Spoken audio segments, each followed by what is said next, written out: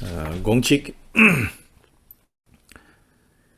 let us begin after this 2 week plus break. Let us now begin with this statement 16 of chapter 5. Just as a kind of to refresh our memories, statement 14 and 15 is stating a very important point in two, stating that point, I would say, from two directions. One is that famous statement, what is profound for others is not profound for us. What is not profound for others is profound for us. And recently I talked about how that line, I think, even when it's a very famous line, so that, others also quote it, other great masters later on, they write, they say, oh, Kyopa, Drigong Kyopa says this. And often when they quote it, you can see how it's just quoting it to show how important often that Ngondro is. But still, I think it's not fully really using it the way Kyopa is talking about how the not profound, meaning the beginning teachings, the foundational teachings, that in fact they are truly profound. They are truly profound.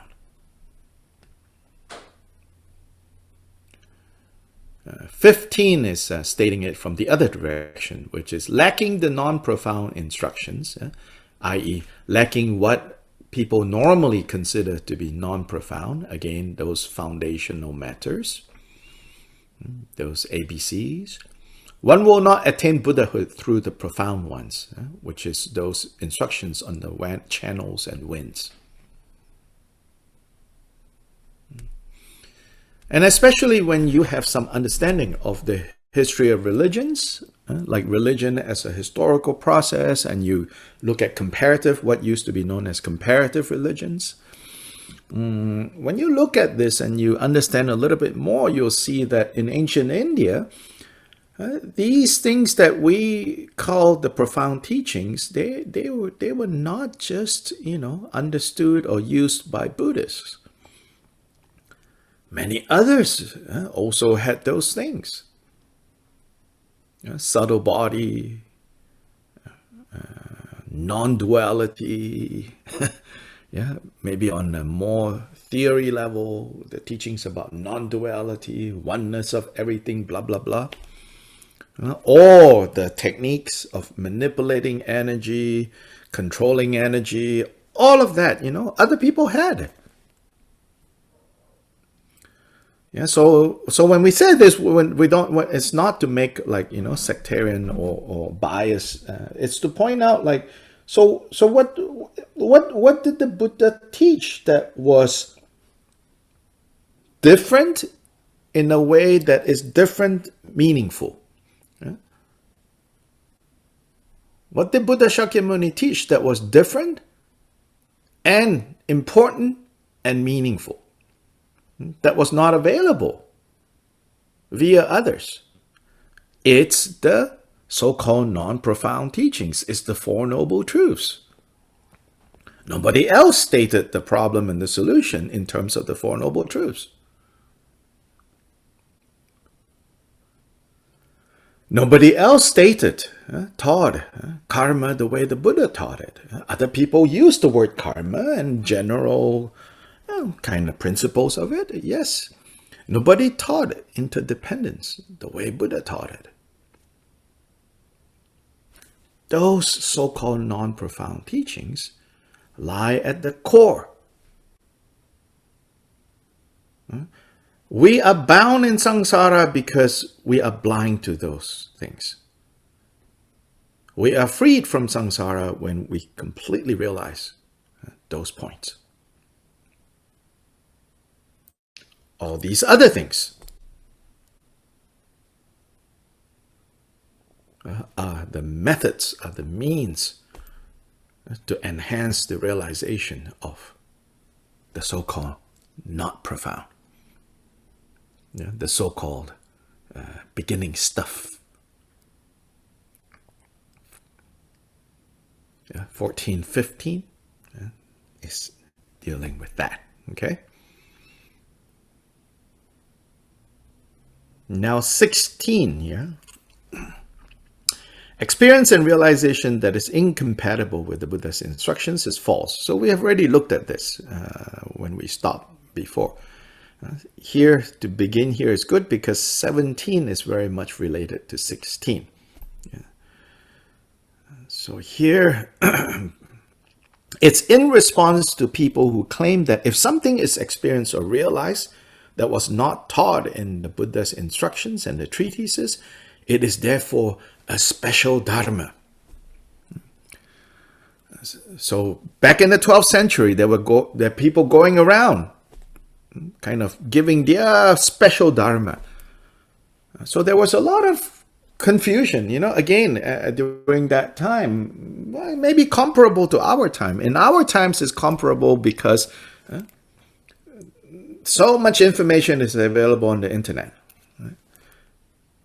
And people quote things left and right, up and down, but it's usually not traced to any source text. People just make things up. Then people repeat them by, posting it. And when we do that, sometimes we say, oh, it's because it feels true. Yeah, it feels true, yes. But don't say the Buddha said it. It feels true. I really connect to it. Yeah, fine. I get that, But is it the Buddha's instructions or not? Those are two different issues. It feels true. So here, then if we're not careful, we might even go a further step and say, well, it's a special dharma. As much as I always emphasize, you have to pay attention to your own process. But that cannot happen in a vacuum. If you pay attention so much to your own process, so to say, and do it in a vacuum, then you are just, continuing to feed your own confusion. On the other hand, if you are fundamentalist about it or fanatical about it and say, well, it's all in the text. You need to look at the text. The text, then 1.1, then 2.3, and 2.3.2. And you get lost in there, right? And you have no experience of it. Right? Then you're imposing a structure onto your experience. That's not going to work either. It's a fine balance between paying attention to your own process, asking yourself, how do I practice this? And how do I practice this doesn't mean, that is all that can be done with this. It means, how can I, based on my level of maturity, on this path, on this practice, how can I take this into my life? You take that. Then as you take that, apply that, over time you'll see more and more that single point, or the layers and layers. So don't think, oh, I got it, because there are so many layers. And so here it says, experience and realization that is incompatible with the Buddha's instruction is false. So you need a reference point. You need to learn, or at least have access to, what are the Buddha's instructions. And when we have these experiences that come up, can we verify them from these instructions or not? If we cannot, then they are false. There are further confusions. Zen tradition talks about particularly in the context of meditation. The Zen tradition doesn't focus so much about theory, although there is, but the energies are much more in the experience of meditation. So they talk about this term in Japanese pronunciation is called makyo. In Chinese is mo jing. Mo is ma or mo is mara. Mara states. Makyo, mara states. Mo jing. Which is these experiences, these, like you could say, hallucinations that come up during when we're training our mind, when we're meditating. These Mara states are going to manifest. Because the 5 aggregates are being kind of, in a way, reorganized, restructured. So when the aggregates are being worked on, right? Just like a physical body, right? When the body is being worked on for blockages, like a massage, a therapist using, like especially traditional massage, that is not just about feeling good, but is working through the energy in the body, like acupuncture. It can bring up these blockages that are disruptive, that are unnerving, that are painful. Just like now vaccine, it's working when you have a reaction, because it has to bring up, right? In many. So likewise, in practice, in the path, it has to bring up these things. And of course, the point is not to go looking for these things. But you have no idea what the spiritual path, if you think is all just pink and huggy. You have to go through difficulties. If you don't have difficulties, maybe things are going well. Yeah, maybe. But probably you have not hit yet, those points. So when you have these Mara states arising, you need to really know that they are Mara states, rather than, oh, I have some realizations now. You can go astray easily like that. There's one sutra called, in the Chinese tradition, is called the Shurangama Sutra. It's been translated into English. The end chapter of Shurangama Sutra gives what it calls the 50 Mara states. It's based on the 5 skandhas. When each of these skandhas are starting to kind of undergo transformation, it will give rise to certain Mara states. So the description of the 50 Mara states, that's very interesting in the Shurangama. And in the Chinese tradition, Chinese, Japanese, Korean, the Shurangama Sutra is, inside that sutra is the Siddhatapatra Dharani, that from time to time I like to recite, which is the white umbrella Dharani. And the white umbrella Dharani serves as a power. The notion of the umbrella is to keep safe. It's to protect against, on the popular level, it says it protects against curses, black magic, and harm. Then, of course, the ultimate magical harm are the 50 Mara states. So in Chinese monasteries and nunneries, in the morning service, the first thing that is chanted, morning service usually starts at 5. First thing that is chanted is the Siddhatapatra Dharani, kind of like to protect against the 50 Mara states arising through the day. Then at the end of the day, in some traditions, after the evening service is done, the the essence mantra of the white umbrella, Siddhartha is recited much shorter, 108 times. Kind of open and close the day with those two recitations, because the notion is that as you progress along the path more and more, these Mara states naturally will have to arise because you are transmuting.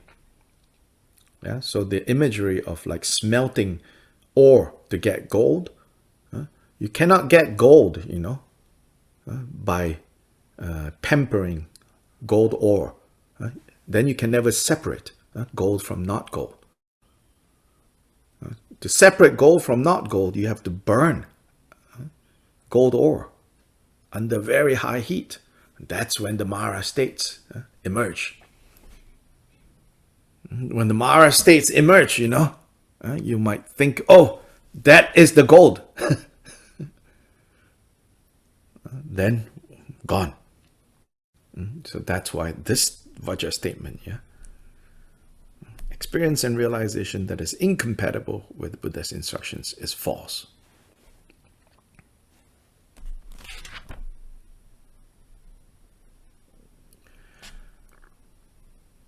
(517).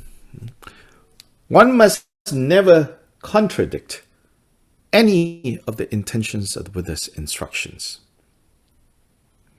So this statement is said in response to people claim that since one realizes the meaning that requires further interpretation and definitive meaning differently.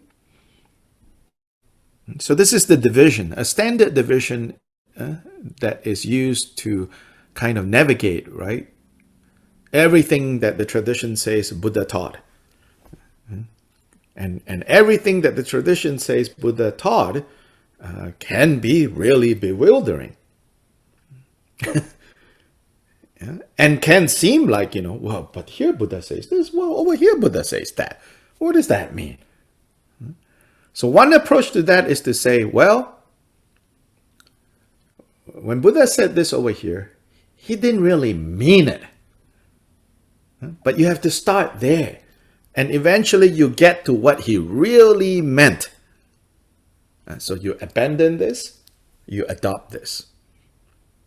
So in this emphasis, the path consistently is about abandoning, adopting, abandoning, adopting, abandoning, adopting as you go along.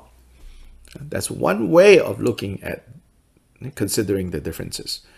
But here, Kyoba Rinpoche's framework, if you want to call it that, is to avoid this approach of thinking about those teachings here, there, everywhere, that somehow one is more real than the other.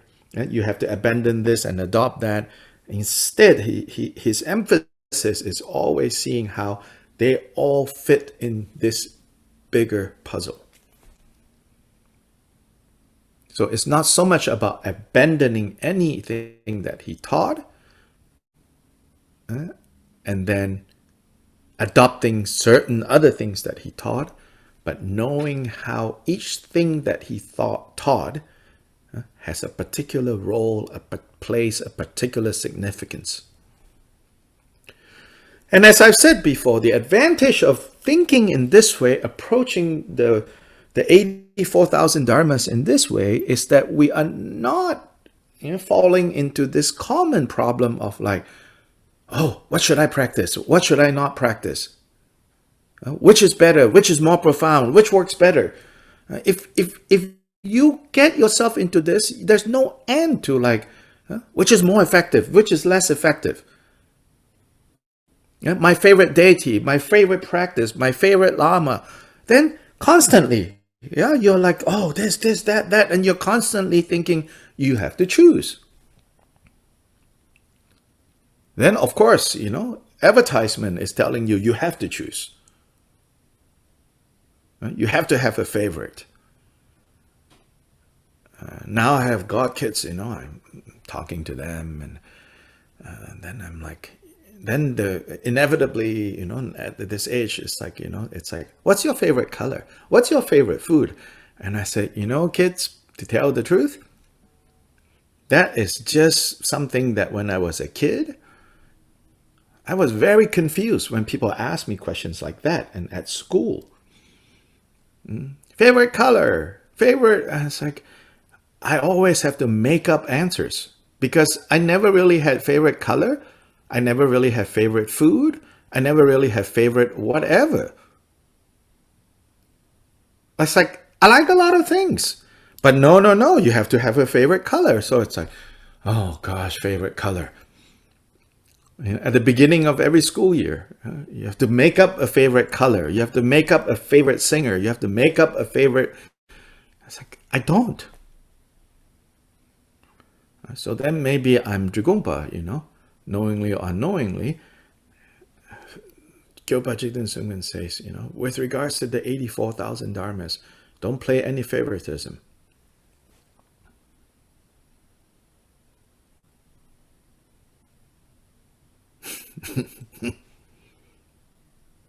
So equanimity, everything you see, that's how that fits in. That's how that fits in. That's how. So then whatever I'm practicing in that moment, right? That is the Dharma to liberation. I'm practicing watching my breath. That is it. I'm practicing giving food to others. That is it. Not, oh, is this it? Should I be doing that instead? Then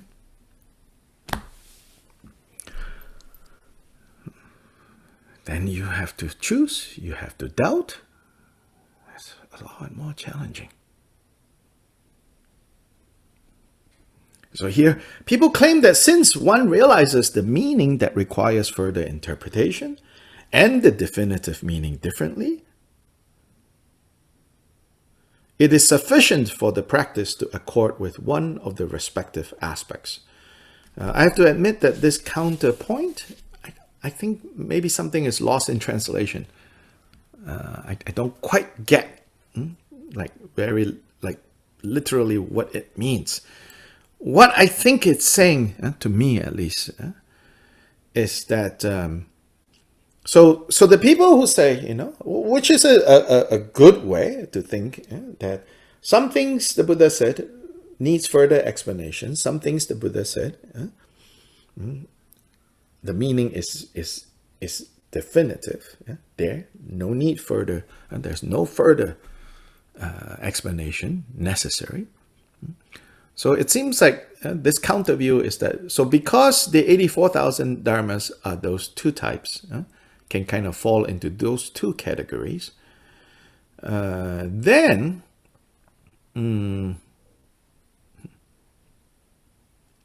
depending on where you are with your understanding, at some point, even if you contradict certain of those instructions, it's okay. Because your contradiction of certain of those instructions is in accord with the higher instructions. Does that make sense?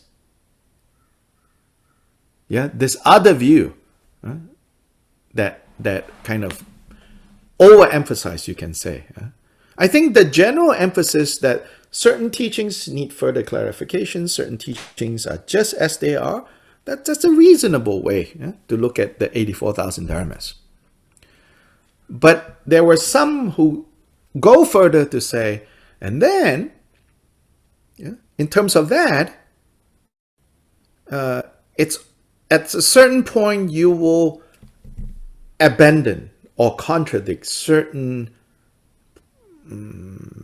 teachings or practices, because now you are at this higher level. In order to accord with the higher level, it's okay to, or even necessary to, contradict or abandon the lower level things.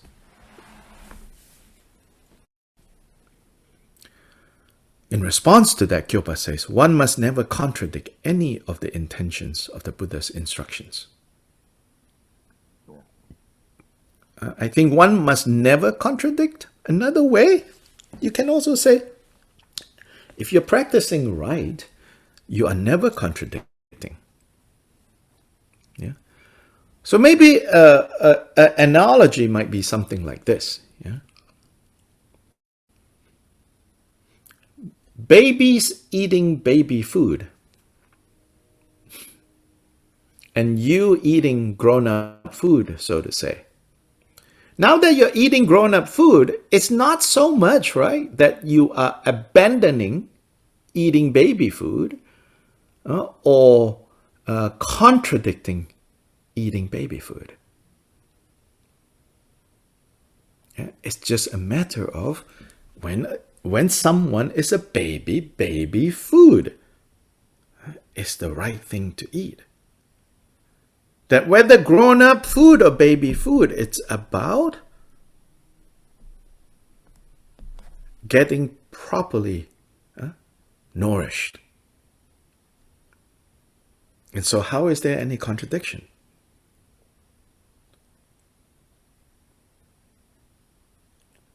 Yeah? So here, this statement, again, I think is given especially to caution us against too quickly saying, I'm on a more advanced, and so I don't need to follow those lower things. You find this in Vajrayana communities and some Zen communities, and they say, oh, he's more advanced, so he doesn't need to meditate it. Huh? Even Buddha Shakyamuni, spent most of his day mostly in meditation. If you don't need to meditate, you have excelled beyond Buddha Shakyamuni. That's kind of weird.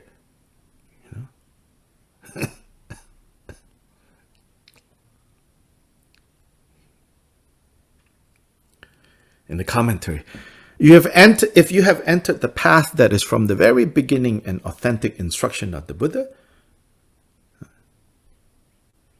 then since the 84,000 Dharma teachings were taught as antidotes to the 84,000 mental afflictions of a person's mental continuum, it is impossible that they contradict one another. Yeah. Now, this is very key, right? If you have entered the path that is from the very beginning an authentic instruction of the Buddha, you could enter the path, getting something that is not part of the Buddha's authentic teaching. Yeah? Misunderstood, maybe, right? Taken out of context, maybe.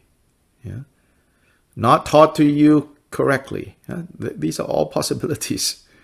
But if you have entered the path that is from the very beginning, an authentic instruction of the Buddha, then, since the 84,000 dharmas given is to counteract the 84,000 confusions and mental afflictions, then it is impossible that they contradict one another. The reason for this is that the perfect Buddha is an honest, true, and profound teacher.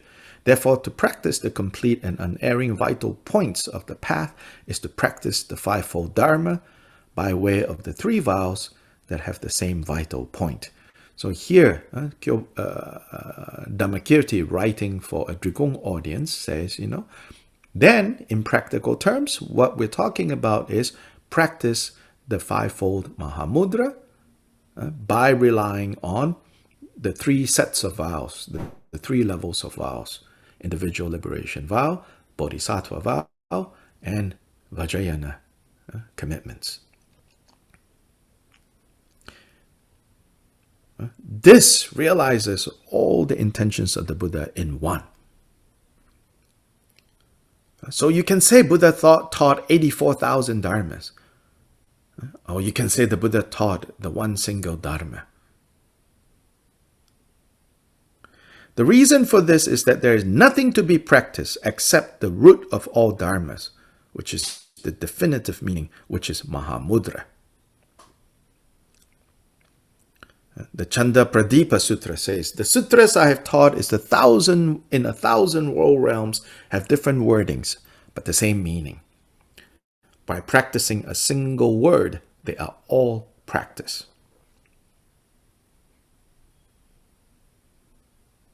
So as I said when we began Gongchik study, the word one can be either an exclusionary one or an inclusive one. An exclusionary one is one, only one is true, everything else is false. Inclusive one is everything is part and parcel of this one aspect. So here we don't mean everything. We mean 84,000 dharmas are various aspects of this one reality. So Atisha says, whichever of the 84,000 collections of dharma have been taught, they all engage in, they're all part of, and they all boil down to true reality. What is true reality? It's called Mahamudra, the Great Seal. Meaning it's about reality as it is. Furthermore, the topics, quote, within each of the wheels of the teachings, all three are complete. Vajra Statement 1.5. All Mahamudra and disciplined conduct are one, 6.13. And in mantra, disciplined conduct is indispensable, 5.21. Establish just this point. Chodra is saying, various other Vajra statements are also making this point.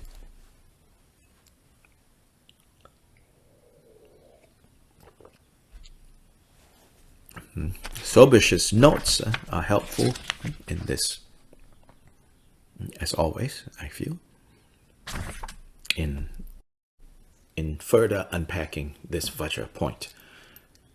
This Vajra statement. So let's see if you have any questions or comments before we look at Sobish.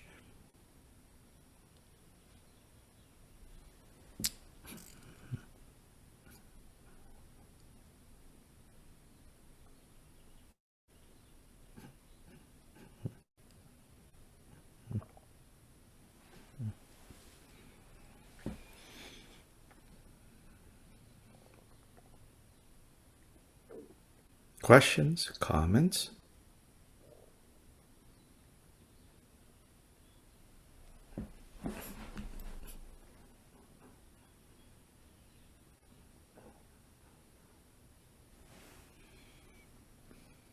So it refers it's more the like development in terms of layers. Say that again.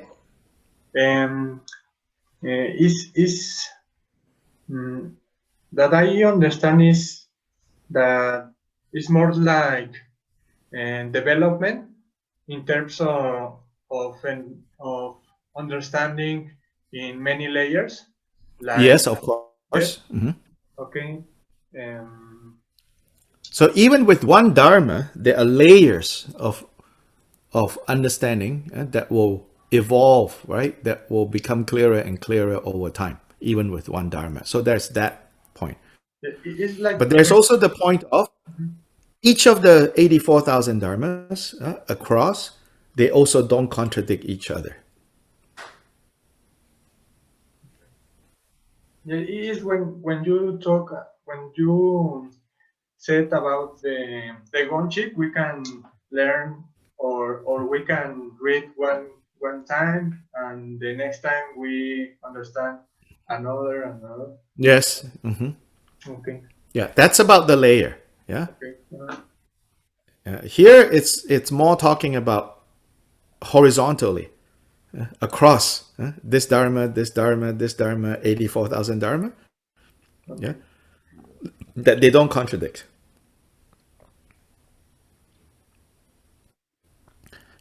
And understanding that point, he say, is important.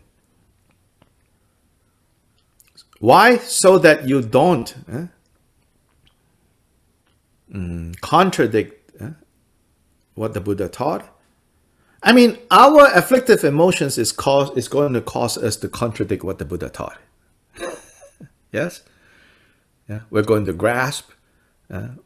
We're going to be impatient. We're going to be insecure, right? All those things, right? But don't contradict it, yeah?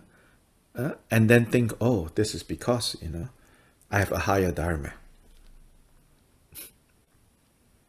I'm practicing on a higher level. No, it's not. It's your confusion.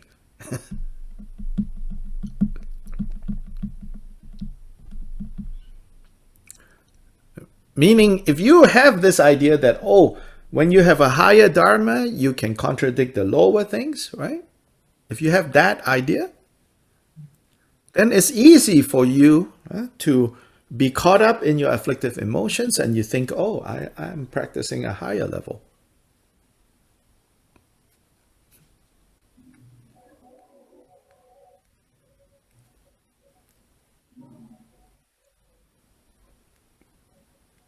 So if we hear or read something that appears to be contradictory, we should then say, this is not contradictory, I'm not understanding, and then make some effort to try to figure out how we make these things compatible. We work to get to that layer when we see something. Yes. Now, of course, these days it's much more challenging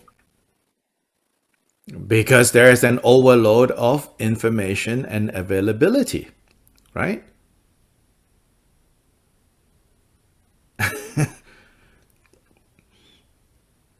You have to imagine 12th century in the valley, in Dugong Valley, right? When people are there primarily, at least when they are there, right? They are under the guidance of Gyalpa Rinpoche. Now, of course, they are fellow disciples, and some more senior, some more junior, but primarily they're listening to him, right? So imagine that context, right? When he says, there's no contradiction in anything that I teach. So that's a little bit easier to navigate, right? And they don't have the internet for them to be there and be in other places at the same time. Yeah. And there was a lot of coming and going too. People would travel to other places to visit like other practice centers, train a certain time with other teachers. Of course, that too. But now our possibilities of confusion is infinitely compounded. Like right now, as seemingly we're attending this teaching, right? Both you and me could also be, looking up other things. And simultaneously reading, forget about, looking other things to shop for on Amazon or, pay your water bill. But look up other Dharma things at the same time. Yeah. In itself, there is nothing wrong. This is not a, like a follow me or the highway, right? My way or the highway. But it just means you have a lot more now to have to go figure out, right? How they contradict or how they don't contradict. But it also speaks to the fact that we need to be careful what we read and make sure we we're listening to authentic teachers, not some fly by night. Yes, but it's hard to say things like that. People hear that, they don't like that. You're trying to control my thought, You're trying to control me. It's like, okay, well, no one is trying. Well, sometimes people are trying to control you. Yeah. Well, it makes sense. If you're going to get teachings, you want authentic teachings and not somebody who's sort of gone off on some tangent. Right. And so there's that issue, right? And then there's also the issue of, it's not just someone going off a tangent. is they are at a tangent that you don't understand.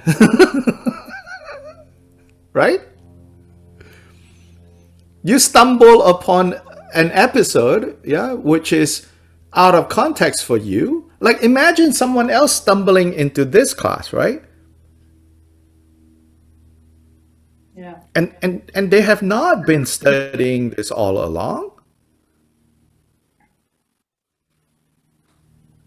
I'm not trying to deceive them, at least I don't think so. But they could be deceived.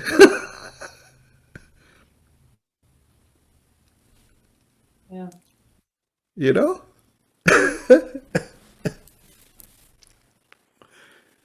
They could just hear one thing and then go off and say, oh, I just heard this thing about blah, blah, blah, you know? Like, then, yeah. So with access, with information comes great responsibility. Even for yourself comes great responsibility. Now you have a lot more to consider.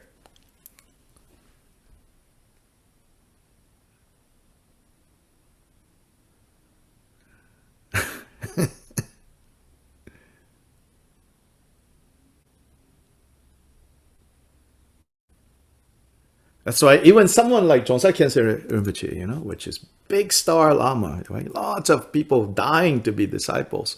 Even he says, you know, he says, he's referring to himself. He says, you know, because I am still very much under the power of the 8 worldly concerns, he says, so I don't want students to not like me. I don't want students to be upset with me, so I don't tell them what I should really be telling them if I really am beyond the 8 worldly concerns.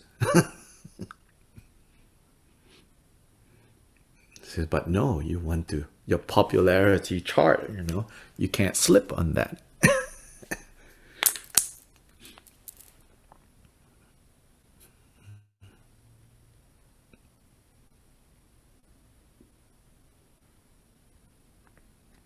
But anyway, you know, we all necessarily have to practice this at whatever level that we are at. So it's okay. Having said that, right, it's also okay, you know. We do our best in understanding the way Gyopa talks about this, yeah. So here, right,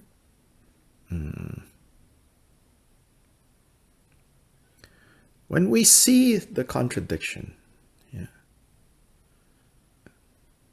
here, the concern is more how we might not so much like, oh, there's a contradiction there, but more like, oh, I'm practicing a higher dharma. So now what I do seems to contradict what I used to do, but no, it's fine. If you find yourself in those situations, it's when you have to let this statement come to the foreground and say, wait, am I not understanding this so-called higher practice? Is it just a case of kleshas, a Mara state, yeah? Or is it really realization? That's really the main concern here. Not even in, you know, like, oh, I read a book, it says that, I don't know what it means, but I should think it's all good. It's not even about, it's not so much about that. It's really about our own process, so to say. If you have a sense that your own process right now, something is off, right? But then you want to say, but no. Something is off in relation to earlier points of training. Like, for example, you feel like, for whatever reason, you know, tremendous or much more like impatience or anger. Then you think, oh, that's because I'm now practicing a wrathful deity. So that's okay. Being impatient and kind of pissy mood. This is just the wrath of the deity. Yeah. When you when you experience that, you should go, wait a minute. Really? And recognize, oh, this is a Mara state. This is a Mara state manifesting. And not go, oh, yes, I'm on a higher level now. And so, if it seems to contradict those bodhisattva teachings that says, anger destroy all merit, you say, no, that's okay. That's just using Dharma to justify bad behavior, isn't it? Yeah.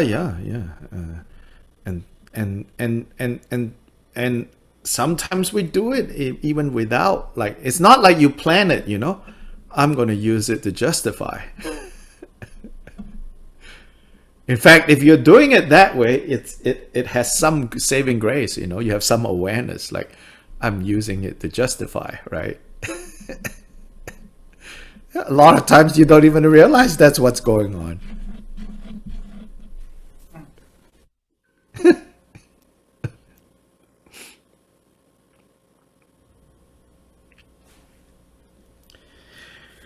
In his description of the general view, Dorje Sherab refers to the 6 positions. And so this is a standard kind of device used by Buddhist commentaries to divide, right, the 6 possible positions in any statement made by the Buddha. According to him, some people say that one will not be able to avoid contradictions between these 6 positions. The different authentic scriptures of the 3 wheels, 3 baskets, 3 vows, 3 trainings, or the 4 tantra classes are such that one will automatically oppose some of them while accepting others, and one abandons some of them while practicing others. Different ways of practicing arose with contradictory intentions, and it is not suitable for a given person to practice each and every one of them in his mental continuum. Footnote says, that is to say, when practiced by the same person, 2 practice methods may contradict each other. For example, Vinaya and mantra, as in Vajrayana. Some people say that for the beginner, the lower vows, such as the self-liberation, individual liberation, are the thing they must practice. And then gradually the person enters into the higher vows. Later on, such practices as the lower forms of disciplined conduct become meaningless. Like a bridge after one has reached the yonder shore, the other side. Or like a ladder one has used to climb to the roof of a house. The Rinjangma summarizes such position, saying that these people hold that the 3 vows have internal contradictions, which of course Gyalpa Rinpoche rejects.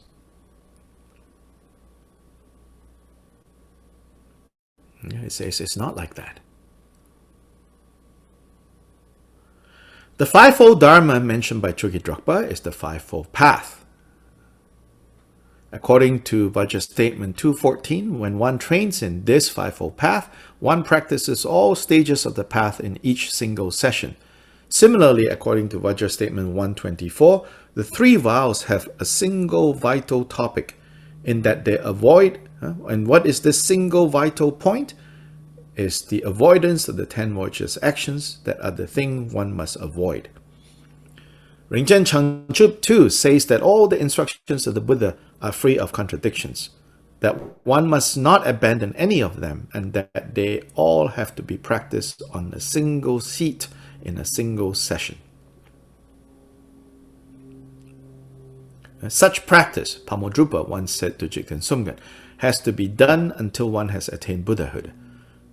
And then furthermore, Pamodrupa said there are 2 ways: turning the Dharma into activity and turning activities into Dharma.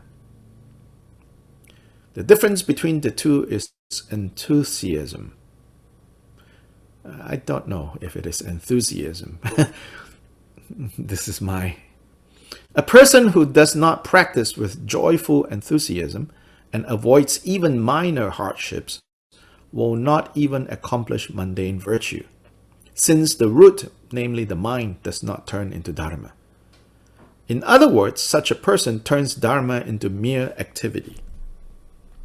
On the other hand, a person whose activity turns into dharma first understands how extremely rare it is to obtain the body of endowments and leisure, to meet with the dharma, and to obtain vital instructions from an authentic guru.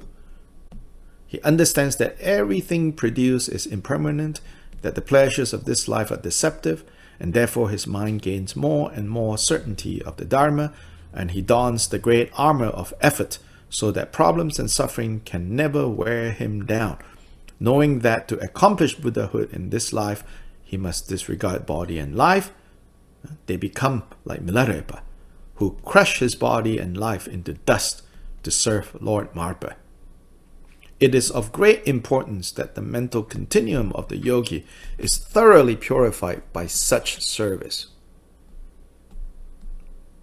It's not literally that you have to crush your body to serve your guru, but it is talking about going through the difficulties. Since if qualities arise without thorough purification, they might turn into defects. What is the reason for this?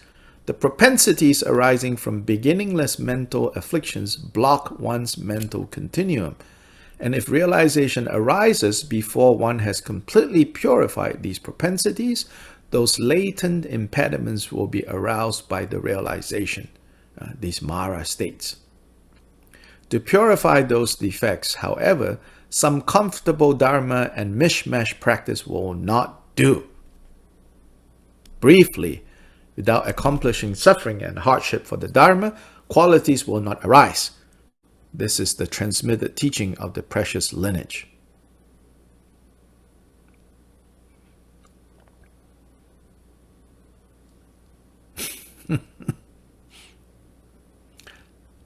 Some comfortable dharma and mishmash practice will not do. So Rinchen Chanchup sums up this and say, if certain knowledge of the dharma is not arising at the beginning, the dharma turns into mere action. And since those who make up no real efforts for the sake of the dharma are vile, do not let this happen. Those in whom certain knowledge of the dharma has arisen heap up any actions they have accomplished in their mental continuum as a virtuous dharma. Yeah, so don't turn dharma into mere activity. Do. But instead, focus on turning mundane activities into dharma.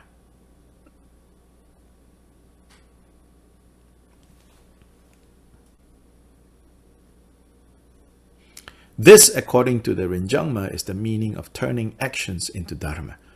Through such practice, says Chogidrakpa, all the intentions of the Buddha are realized in one, because there is nothing one must practice except the root of all dharmas, which is the definitive meaning, which is Mahamudra.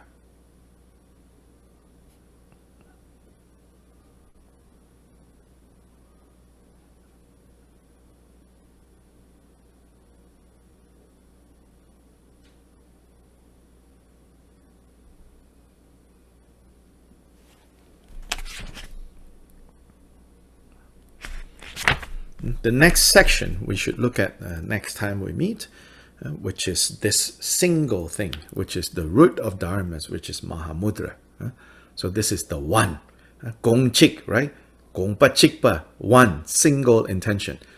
But this single intention has 84,000 kind of details about it.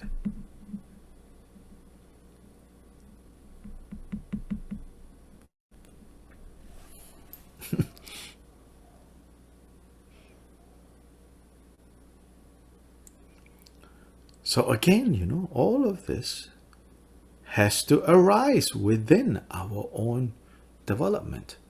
It cannot be forced. Someone else cannot tell you, you have to do this. And you cannot force yourself either. Doesn't work so well, I think, in my experience. Maybe in the culture and the society, you know, like being forced to do something doesn't create so much karmic baggage, then being forced is okay. You know, you might even be locked up, you know, to be forced into doing practice. But I think it's not appropriate in our cultural context. So in a way, you know, we say, oh, compared to before, we are so fortunate. We have so much access. Everything comes at a price. Neither can you go back to the old days, I think, you know, to force. But in the old days, there was a lot of forcing, you know. But I think because of the context, because of the karma, another way of putting it, because of the karma of those beings, yeah,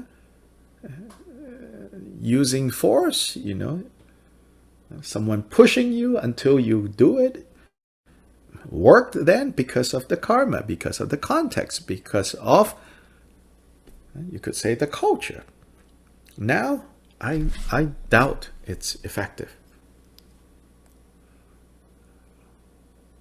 So now, in some ways, we have to take greater responsibility for our process.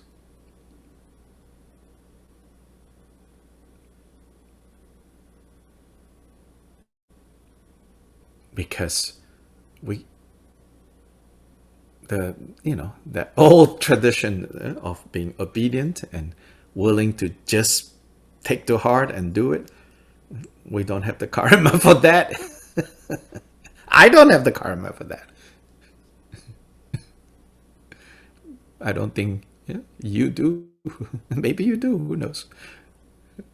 Some of us are more obedient than others, you know. And then if you're more obedient and you meet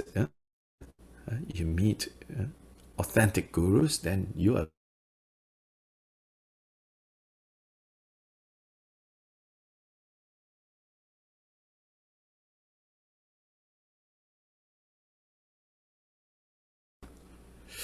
messy.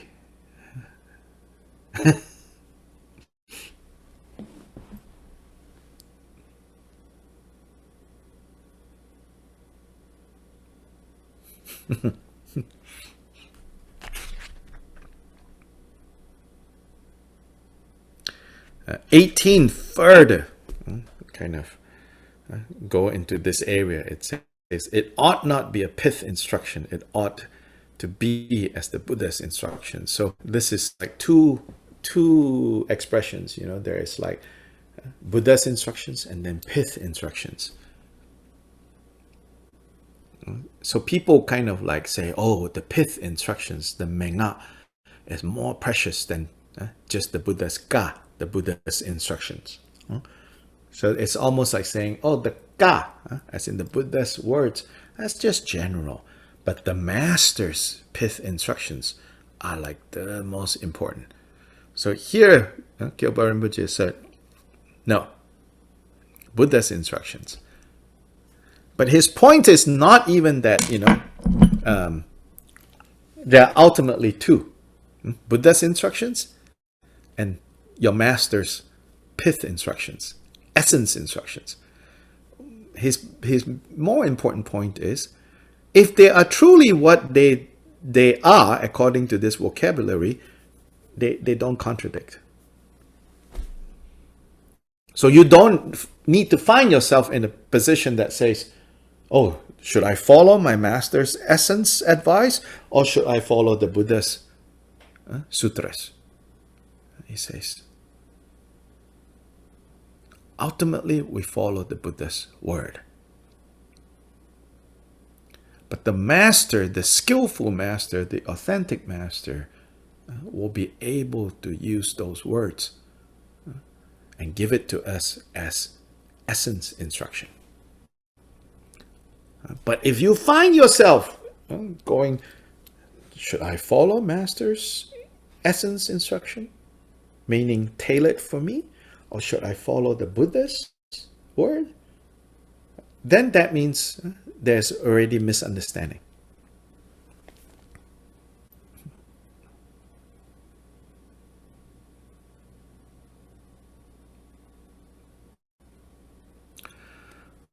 So in fact, here, if you recall in the life story of Gampopa,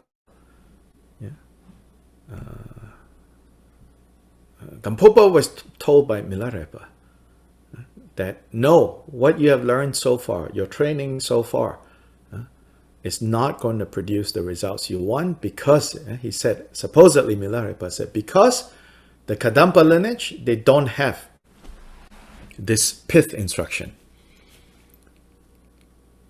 Yeah, meaning they just have Buddha's words, more general. They don't have like the stuff. So in fact, yeah, in our Kagyu history, you have something like that being. So I think because of that, right, now Kyopa's Rinpoche is two generations after that. Then I think you can imagine within his circles, there is a lot of people privileging pith instructions and say, this is our special essence instruction from the master, from the great Kagyu gurus, blah, blah, blah, all of that. Yeah. And Kyopa is primarily concerned about these people. He's saying, ultimately, no contradiction should exist between the two. And if there are contradictions, then either the master who gave it isn't giving an authentic instruction, or you who heard it didn't hear it right. That's what 18 is about. So 18 is related to 17, 16.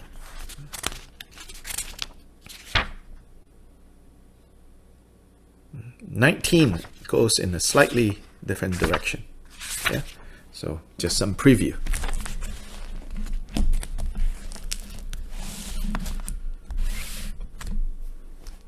So we continue on Monday. So we're back to the schedule of Monday, Friday mornings, Gongchik. Wednesday mornings, no Gongchik. Wednesday night, there is Drigong Dhammakyuti. This is morning and night in the Western Hemisphere. In Asia, it's the opposite.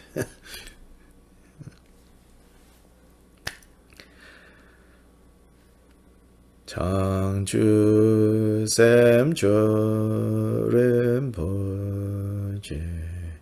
Ma Ge Banam Ge Gyurche Ge Ba Nyam Pa Me Ba Ya Go Ne Gong Lu Bel War Shou.